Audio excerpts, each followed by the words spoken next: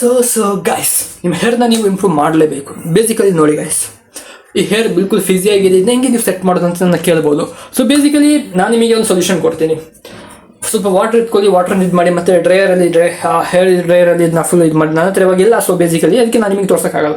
So when I will go there I will show you how to do it. But ನಾನು ಒಂದು ಮಾತ್ರ ಹೇಳ್ತೀನಿ, ನಿಮಗೆ ಮಾಡಿಬಿಟ್ಟು ನೀವು ಚೆಂದ ಇದನ್ನ ಸೆಟ್ ಮಾಡ್ಕೊಳ್ಬೋದು, ಇಲ್ಲ ನಿಮ್ಮ ಕೈಲಿ ಸೆಟ್ ಮಾಡೋಕ್ಕೆ ಆಗಲ್ಲ ಬೇಸಿಕಲಿ. ಸೊ ನನ್ನ ಪ್ರಕಾರ ಏನಂದರೆ, ನೀವು ಡೈಲಿ ಹೇರ್ನ ಸೆಟ್ ಮಾಡಬೇಕಂತ ಯಾರು ಫಂಕ್ಷನ್ ಇಲ್ಲರೋ ನೀವು ಸೆಟ್ ಮಾಡ್ಕೊಳ್ಳಿ. ಬೇಸಿಕಲಿ ಚೆನ್ನಾಗಿರುತ್ತೆ, ನೋಡೋಕ್ಕೆ ಚೆಂದಾಗಿರ್ತದೆ. ಸೊ ಅದನ್ನ ನಾನು ನಿಮಗೆ ಸಜೆಸ್ಟ್ ಮಾಡ್ತೀನಿ. ಅಷ್ಟು ಪ್ರಾಬಬ್ಲಿ ಅಷ್ಟು ನಿಮ್ಮ ಕೈಲಿ ಮಾಡ್ಬೋದು, ನಾನು ಒಪ್ಕೊಳ್ತೀನಿ. ಅಷ್ಟು ಮಾಡೋಕ್ಕಾಗಲ್ಲ ಅಂದರೆ ಏನು ಮಾಡ್ತೀನಿ, ನೀನೇ ಹೇಳಿ ಗೈಸ್. ಸೊ ಬೇಸಿಕಲಿ ನಾನಂತೂ ಇಷ್ಟ ಹೇಳೋದು. ಸೊ ಹೋಪ್ ಗೈಸ್ ನಿಮಗೆ ವೀಡಿಯೋ ಯೂಸ್ಫುಲ್ ಆಗಿರ್ಬೋದು. ನಿಮ್ಮ ಹೇರ್ ಸ್ಟೈಲ್ ನೀವು ಇಂಪ್ರೂವ್ ಮಾಡೋಕ್ಕೆ ತುಂಬ ಟ್ರೈ ಮಾಡಿ. ಹೇರ್ ಸ್ಟೈಲ್ ಅಂದರೆ ನಿಮ್ಮದು ಮುಖದು ಜಾಮೆಟ್ರಿ ಫಿಕ್ಸ್ ಆಗೋದು ಈ ಹೇರಿಂದ. ವಿತೌಟ್ ಹೇರ್ ಒಬ್ಬೊಬ್ರದ್ದು ಫಿಕ್ಸ್ ಆಗುತ್ತೆ, ಅದು ಎಲ್ಲರಿಗೂ ಮ್ಯಾಚ್ ಆಗಲ್ಲ.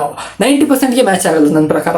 ಬರೀ 20% ಮ್ಯಾಸ್ಕ್ಯುಲಿನೇಟ್ ಮತ್ತು ಅವ್ರ ಟೆಸ್ಟೋಸ್ಟೆರಾನ್ ತುಂಬ ಹೈ ಇರ್ತದೆ, ಅವ್ರಿಗೆ ಮಾತ್ರ. ನಿಮ್ದು ಟೆಸ್ಟೋಸ್ಟೆರಾನ್ ಹೈ ಇಲ್ಲ, ನಿಮ್ಮದು ಬಿಯರ್ಡ್ ಬರ್ತದೆ ಅಂತಲ್ಲ, ಆ ಟೆಸ್ಟೋಸ್ಟೆರಾನ್ ಮಾತಾಡ್ತಿಲ್ಲ. ಅವ್ರದ್ದು ಫೇಸಿಂದನೇ ಮ್ಯಾಸ್ಕ್ಯುಲಿನಿಟಿ ಕಾಣುತ್ತೆ, ಅದು ನಿಮ್ಮಲ್ಲಿ. ನಿಮ್ದು ಅಟ್ಲೀಸ್ಟ್ 25-30 ಇಯರ್ಸ್, ಒಬ್ಬೊಬ್ರದ್ದು ಇವಾಗೆಲ್ಲ ಬೇಸಿಕಲಿ ಏನು ಮಾಡೋಕ್ಕಾಗಲ್ಲ. ಸೊ ನಾನು ನಿಮಗೆ ಒಂದೇ ಮಾತು ಹೇಳೋದು, ಫಾಲೋ ದಿಸ್ ಟೆಸ್ಟ್. ನೀವು ಇದನ್ನ ಫೇಸ್ಟ್ ಮಾಡೋಕ್ಕೆ ಟ್ರೈ ಮಾಡಿ, ನಿಮ್ಗೆ ನೋಡಿ ಯಾವ್ದು ಸೂಟ್ ಆಗುತ್ತೆ ಅಂತ, ಮತ್ತೆ ಅದನ್ನ ಫಾರ್ವರ್ಡ್ ಮಾಡಿ. So see you guys.